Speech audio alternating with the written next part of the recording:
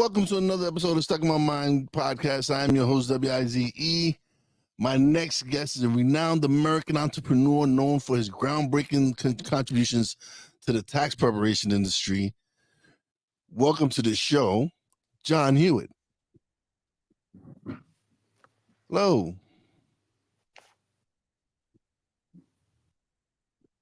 Thank you. It's my pleasure to be here. Thanks for having me. Pleasure's mine. Pleasure's all mine. So can you share the story behind finding Jackson Hewitt Tax Service and Liberty Tax Services?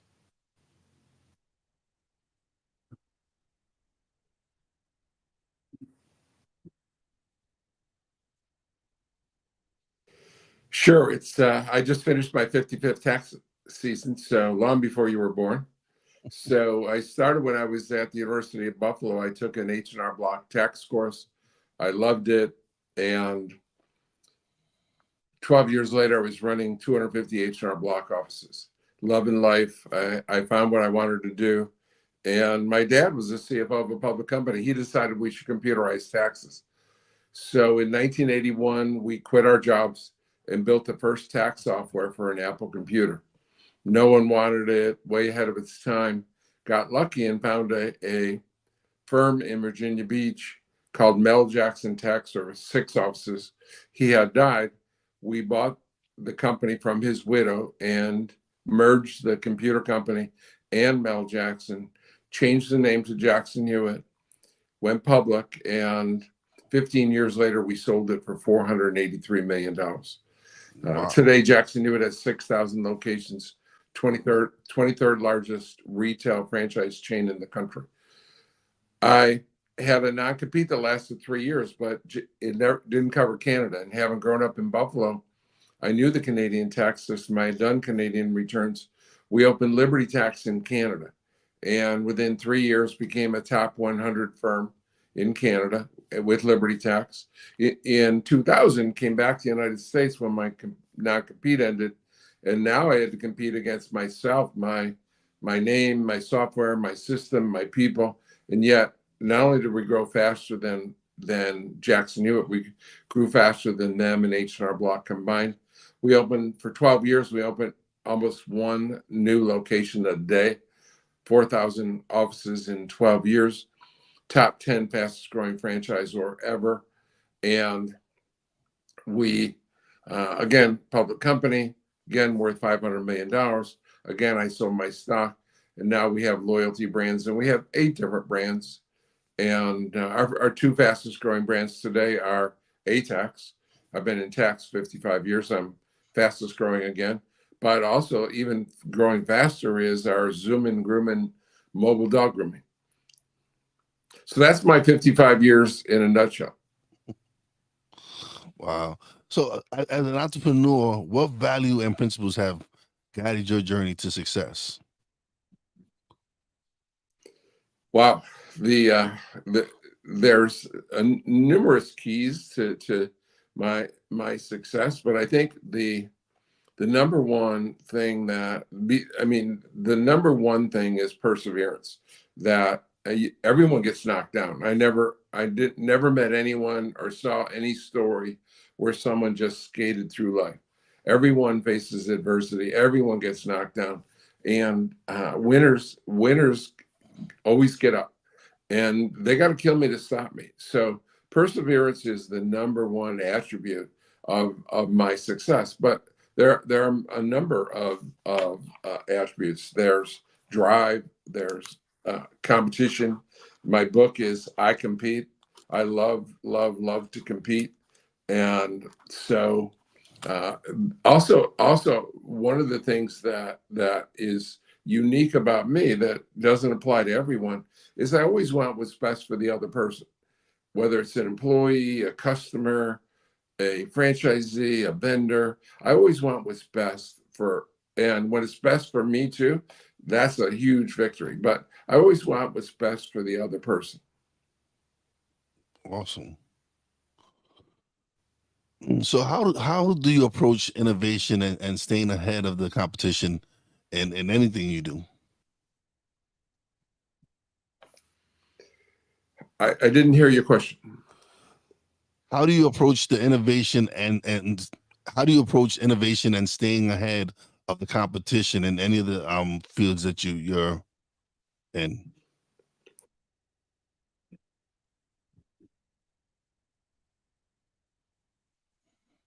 That's very important to me because my goal, and I think I've achieved this for 55 years, is always to have the best system in my industry. And to have the best system, it has to be improving.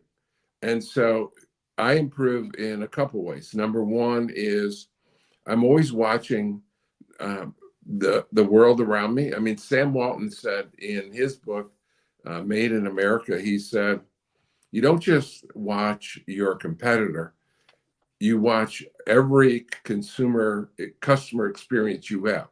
So at Walmart, he watched when he was on a plane, in a hotel, at a restaurant. You learn from every customer experience. So that's and it's my job as a CEO and founder to take the pulse of what's going on in the industry and especially in technology. So, but in addition to that, as important, if not more important, is you need to listen to people that are closest to the customer. I, my firms have done over 100 million tax returns, but I just do one every year on October 15th, and I give that guy a great discount. So you need to we call in our franchisees and our tax preparers and say, tell us how to improve. Tell us how to improve our tax software. Tell us how to improve our technical support. Tell us how to improve our tax support. Tell us how to improve our marketing. And we embrace criticism and commit to improve each year. Well, being married to a tax preparer, I know how much every year she's learning something new. There's something new software for her to learn, or something new for her to learn. So it was cool when she found out I was interviewing you. She was like, "Oh, really?" I mean, because she actually worked for Liberty Tax, and so she was like, she was looking forward to me interviewing you. That's awesome. What part of the country? We're in Pennsylvania. Okay. Yeah. Yeah, of course, both Jackson Hewitt and Liberty are in all 50 states. Yeah. All right. So what inspired you to transition from building tax preparation companies to mentoring entrepreneurs? I sort of did it by accident.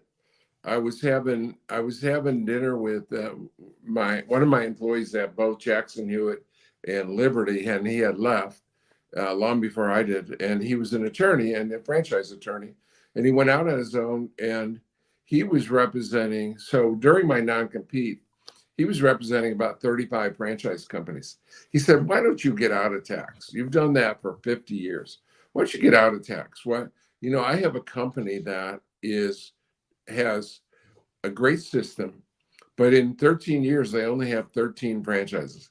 So they could use this couple, this very nice couple could use a partner to help grow the business." And so I began to partner with franchisors that were very young and developing, and mentoring them, and bringing in our systems, our methods. So and I liked it. And there's a lot of cross marketing that we do. That, for example, our Zoom and Grumman largest franchisee has 5,000 customers. They all need a tax return. And our largest tax office does 4,000 returns, and 2,400 of them have pets. And so they need pet grooming. So there's a great opportunity to cross market our brands. Wow. Yeah. Yeah. Everybody does have a lot of people that's part of the family of their pets. Exactly. Oh, people, when you survey the public, people like their pets better than their children. Most people like their pets better than their children. Yeah. Yeah. Can you discuss the concept of building empires for the King of Kings, and is its significance in your work?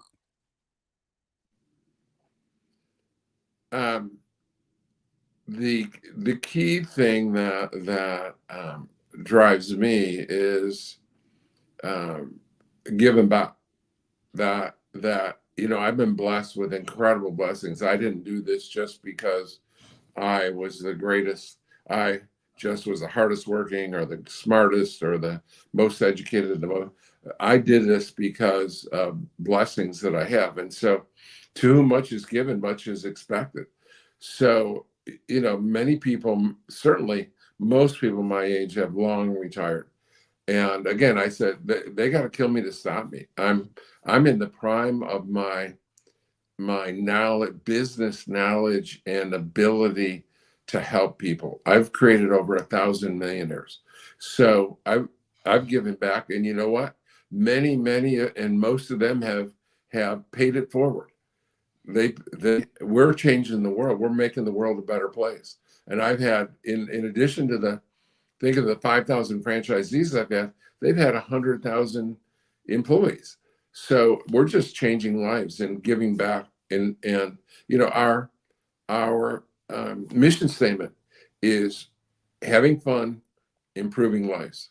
And when we talk about improving lives, we don't mean we mean ourselves, we mean our employees, our franchisees, our customers, our stockholders, our vendors, and the world around us. Yeah. What advice would you give an aspiring entrepreneur looking to start their own business? Comes down to these simple things. Number one is find something you love to do, work hard, persevere. Life is way too short. If on Monday morning you're going to work and you're not looking forward to it, you're going to the wrong place. And so find somewhere. There's a place for all of us to be extraordinary. Find your extraordinary place, and then work hard. Everything worthwhile requires hard work. And again, perseverance is the number one attribute to success. Everyone gets knocked down. Winners get up each and every time. Yeah, absolutely. So how do you foster a culture of entrepreneurship and innovation within your organization? Wow, that's culture is a very, very important thing to me. Tom Watson Sr., the one of the founders of IBM, said, "Give me 100 great engineers, or a choice between 100 great engineers or 100 people with great attitude, and I will pick the people with great attitude, because you can teach engineering, you can't teach attitude." And one of the biggest mistakes I've made in my career is trying to change dozens of people's attitude. I've done it for a day or a week or a month, but they pop right back into that bad attitude. And they're toxic to the rest of the organization. So culture, the culture of an organization is a huge asset. And all the greatest companies have great cultures. Yeah. One that we both love is the Yankee culture. We seen when George Steinbrenner came in and he flipped the culture over there, made sure they were shaven, that no hair belong above their shoulders. So you can see that when you switch the culture in the organization, how much of an impact it has on the overall performance of everyone. And it's still there. There's no. I watch some of the Yankee game just about every night, and none of them have a beard. No. So yeah, they're that culture, that the Bronx Bombers, that culture is special. They're the most winningest team in all of professional sports. Yeah. Yeah. And it starts with culture. It definitely starts with culture there. What role do Exactly. mentorship what role do mentorship and networking play in your entrepreneurial philosophy? Yeah, it's incredibly important to me that because in the journey of business. There's no school to teach you to be a CEO in this country. I mean, MBA is not nowhere near what a CEO is. And so I learned to be a CEO by the school of hard knocks. I tell my people, I didn't have me to help me when I was building all this. So you got me to help you. And so there's so much reward in answering questions and helping people. And yet, the toughest thing to do is get people to listen. That they say that smart people learn from their mistakes. Well, I don't know that many smart people. And then even less, they say wise people learn from the mistakes of others. There's very, very few wise people. But we ask, as a franchisor, my job again is to build the best system. If I do my job, and I've been doing that for 55 years, I'm proven, then your job is to listen. And yet out of the 5,200 franchisees I brought into my career, not one has listened 100%. So you have to fight your human nature to think you know better. But I'm going to mentor you as long as you listen. When you stop listening, I stop mentoring. It's a waste of my time after that. Yeah, it's important that if they're not listening, then yeah, like you said, it is a waste of your time, because you're going to be spending that time with someone else who is going to listen and who will appreciate the value that you're giving them. Because like you said, you've experienced it. Like you wish, like for me, when I started podcasting, I didn't know anyone podcasting, didn't know anything about podcasting, but I went to YouTube University, started doing the research on what are RSS feeds, what it took for me to improve and get better at podcasting. And so when I started my production company, my goal was to help other people like me who started out not knowing anything about podcasting. Now I've experienced it, I've gone through it. Let me help you start your podcast. And it's been a great experience to be able to help a few people start their podcast and avoid the pitfalls that I started with, because like I said, I didn't know anything about it. So I had to go through the process and learn it. And now I'm able to show other people how to avoid certain situations. And that's part of giving back. Yeah. Can you share some memorable moments or milestones from your entrepreneurial career? Wow, keep in mind it's 55 years. So I'm sure you had so much. 1 or 2 in there.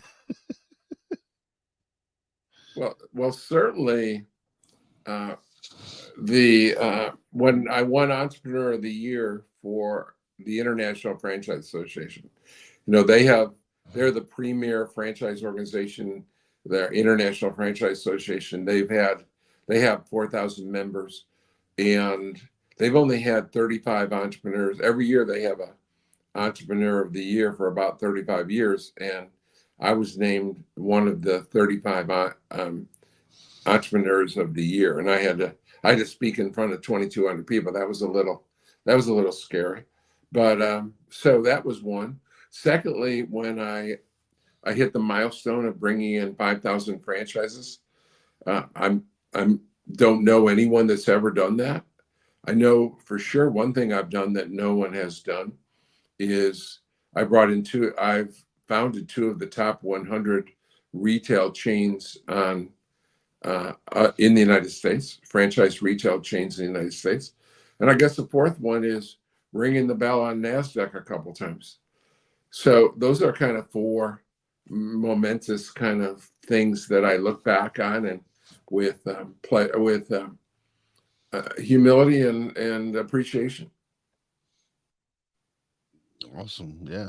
And like you said, you've 2 of the franchises that you started, Jackson Hewitt and Liberty Taxes, are well known. Are these are companies that are known.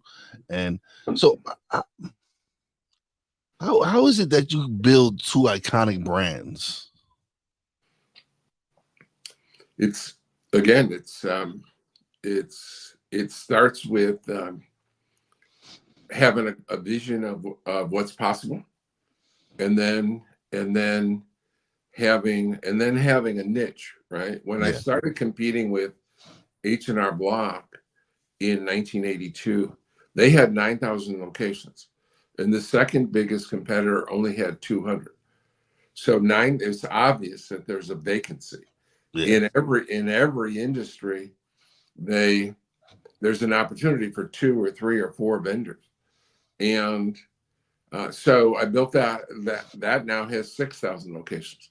So now when I started Liberty Tax, I mean, there's no other. It was just Jackson Hewitt and Block. There was no one that had even 100 locations, and so there's room. There's always room for. I mean, you have McDonald's and Burger King and Wendy's. You Yeah. have Walmart and Target and Kmart, right? There's always room for at least 3 or 4 or more, and in some industries, there's dozens of national competitors, like real estate, for example. There are dozens of real estate firms that are national. So there's always an opportunity. So you have to have a fairly accurate vision of the future. You have to see a fairly accurate opportunity, and then you have to convince everyone to jump on board.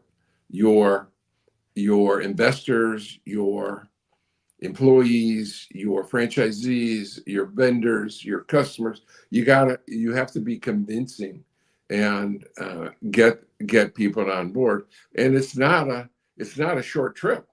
So you have to have integrity and do what you say you're going to do, or that you could convince everyone in the world, but if 5 months later you haven't done anything, then you got nothing. So you have to have a fairly accurate vision. You have to have integrity to meet those numbers, and then you have to get everyone to buy in. Awesome. So, so how do you balance risk taking and strategic planning in business decision making? Yeah, that's interesting because you have to be careful. Most two-thirds of Americans want to be self-employed, but only half of the people that want to be self-employed can. And the biggest reason they can't is they're not risk takers. When something goes wrong, and everyone, I think we all kind of wear rose-colored glasses when we're entrepreneurs, and we think things are going to be great, and we see great success. But there's always barriers and everything that can. I mean, Murphy's law is everything that can go wrong, or the the worst everything can go wrong will go wrong at the worst possible moment, right? The most difficult thing that could go wrong will go wrong at the worst possible moment. So stuff goes wrong, and risk takers, they fold up their tent and go home. And so it's a very difficult to keep confidence in stormy waters, in a hurricane, in a tornado, it's when times are tough around you and everyone else is scared and falling down and running away. It's tough to stand up and move forward. Yeah, and it's like how you said, when you take that risk and a lot of people fail at it, they just, like you said, just give to full tent and leave instead of picking themselves up and continuing on their journey and taking whatever lesson it was that they were learning from this experience. Um, how do you, let me see, so when, how can someone base, like, okay, so we know that being an entrepreneur, you're actually going to work harder than you would at a 9 to 5 job. You're actually going to work more hours because you're it. You're the person that has to do it all. So how is it that someone, I know eventually you have to build up a team, sometimes you got to learn how to give up certain things in order to advance. Right. So you have to, exactly, without a team, you're nothing, right? Because I can't do everything myself. Hmm. You have to have people that do the work. I mean, if I didn't have people, and I built companies to up to 500 people, 500 employees, and that was only, and then during the tax season we had 10,000 employees because of all the tax preparers. So you have to have the ability to delegate and lead, set example, and nurture people and help them improve. You can't be committed to just improve yourself. You have to improve all the people around you. Yeah, that's absolutely true. You definitely have to build up those around you. So, what are some common misconceptions about entrepreneurship that you've encountered? Um, I think that people don't understand how difficult it is. That that there's no boss. There's no one to tell you what to do, and so you have to be independent self starter, right? If you need to be there at 6 a.m. on Monday morning, no one's telling you to do that. You have to be structured enough and mature enough and driven enough to continue to do the right thing, even when no one's, you're not reporting to anyone. You're the boss. The buck stops here. And so one is you have to be driven and self-starting, but also you have to embrace criticism. When things go wrong in your organization, you're always going to get part of the blame, if not all the blame. And in having done 100 million tax returns and having 10,000 offices, I got a lot of blame. And so you have to embrace criticism. And really, when you think about it, if you're committed to improve, it's hard to improve if no one ever criticizes you. Yeah. So criticism's a good thing. That you need people to criticize you and hold you accountable to be stronger. Yeah, that's the only way you're gonna improve is to learn where you're with you're failing at where are your weakest areas, and some people just don't know how to take criticism. They feel like you're attacking them when in all actuality it's just trying to help you become a better person or an entrepreneur, whatever it is, and so sometimes you have to take some criticism. Exactly. Yeah, I mean, I get criticized. There isn't, of all the 5,200 franchisees I brought in, not one has ever just given me a pass like I did everything right. All of them are either disappointed or angry or upset or know better than me at some point. So you have to, my favorite Shakespeare is, this above all, to thine own self be true. You have to do the right thing, even though everyone's not going to agree. I mean, you can never get a large group of people to agree. So you have to always do the right thing. Yeah, yeah, you're not gonna make everybody happy. Everyone's not gonna be happy with you. Just some Exactly. people. And that's yeah, it's you're never gonna please everyone. Yeah, definitely not. So loyalty brands. Tell us about loyalty brands. Yeah, we have 8 different franchise systems. And again, the I've learned that the 80/20 rule, that two of them are very fast growing, and the others are, everyone's in growing, but the two fastest growing are tax, which my tax companies have always been the fastest growing. But I Hmm. really fell in love with pets. I love the pet industry. And in mobile grooming, I asked, we're already in 2.5 years, we're already in 25 states and 70 cities.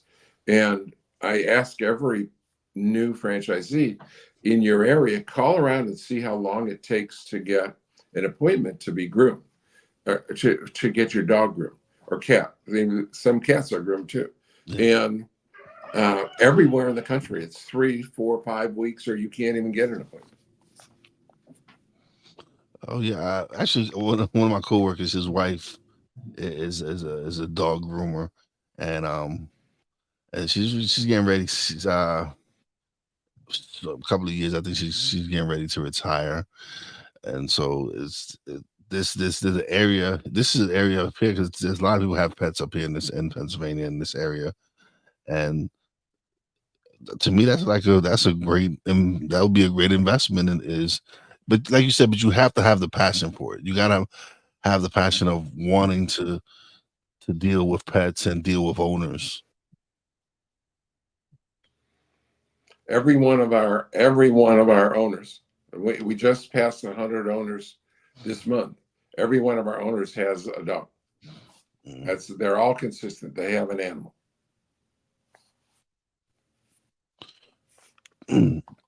So what are your future goals and aspirations, both personally and professionally? My goal in each of our brands is to be number one in that industry.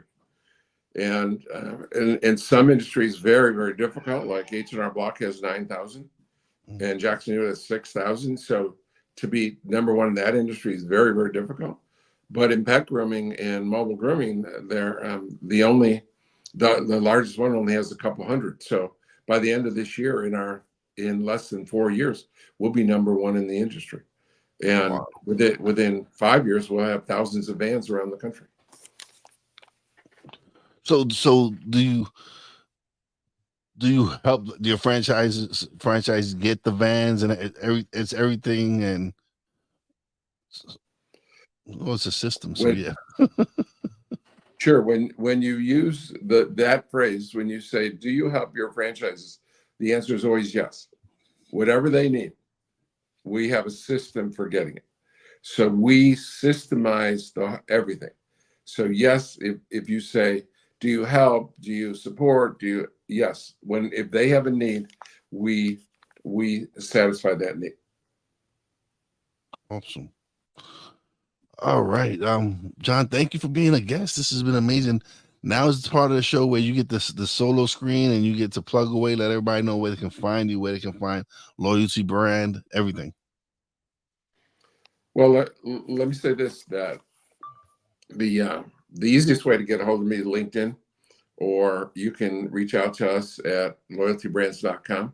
I also do a webinar every Thursday where I answer questions and mentor people, and you can sign up for that on our loyaltybrands.com website. If you want a copy of my book, it's called iCompete.